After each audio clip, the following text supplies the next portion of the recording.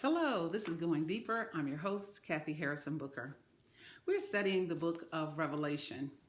And in this session, we're looking at the first of 7 letters which Jesus dictates to John to write to 7 churches, which actually existed during that particular time. Even though the letters were written to them in antiquity, as they say, in ancient times, the information is extremely beneficial to us today. The first letter John writes is to the church at Ephesus. Now, this letter has to have a personal connection for him because John was the pastor of the church at Ephesus. Timothy was the original pastor, but then John pastored after Timothy's time was up. In each of the letters, Jesus introduces himself to the churches. He says, "Say these things write he who," in this particular one, "holds the 7 stars in his right hand, and who walks in the midst of 7 golden lampstands." In other words, Jesus is saying, let Ephesus know that I am the head of the church. This is Jesus, the head of the church. And that I'm in control, so I'm holding the pastors in my right hand. The right hand is the hand of authority. So he has full authority in the church. He says, and then I'm in the midst of you, because the lampstands represent the church. Lampstands are objects that hold light. So he says the church is to be the holder of light. So I'm right there in the midst of all your lampstands. Now, how is this applicable to us today? Well, we think about the things that our church is doing, that our churches are doing. And we have to think, Jesus, you're in control, you're holding the pastors in your hand, you're in the midst of all that's going on. You see this, God? So based on what you have become aware of, have observed churches doing, you can have interesting feelings as to this statement of Jesus being present and in control. Personally, we think about the fact that Jesus has given us free will. And with that free will, we think about the things that we've been doing and the things that we haven't done.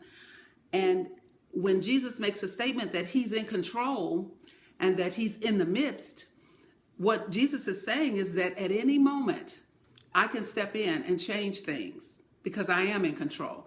Being in control doesn't mean that he's authorizing everything that's going on, but at any moment, he can change what is going on.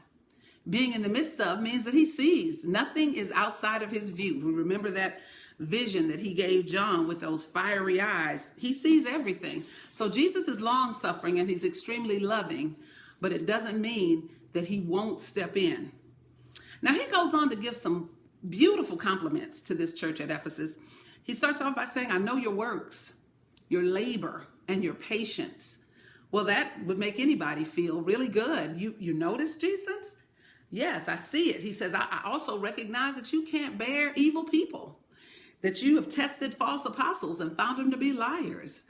So at this point, this church is thinking, oh, we're in good standing. Jesus is seeing what we're doing and he knows we're on the right track.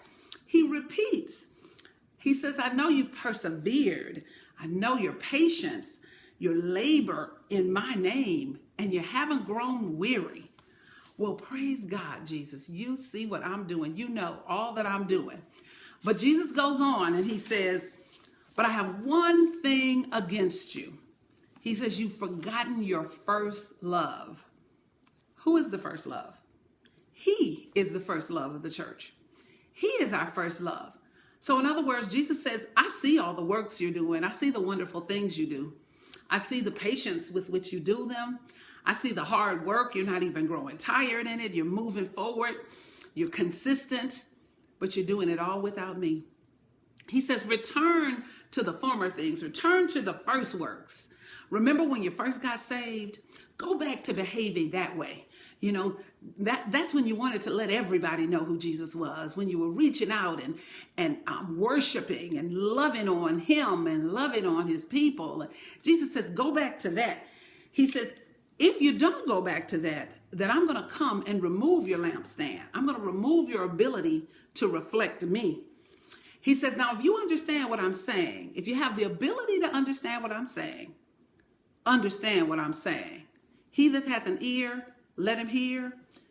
understand what I'm saying. He says, and then if you overcome in this, then I'm going to give you the opportunity. I'm going to allow you to eat of the tree of life, which is found in the paradise of God. In other words, I'm going to take you back to a time like that of Adam and Eve, where you'll have consistent and worship with me. I'm going to take you to those days where blessings abound and you won't, all things will be under your feet truly. Jesus says, this is what's guaranteed to the overcomer. And I hope that my Going Deeper family will join me in being overcomers. I'm looking forward to joining you next time. We're continuing through the book of Revelation, chapter 2. God bless.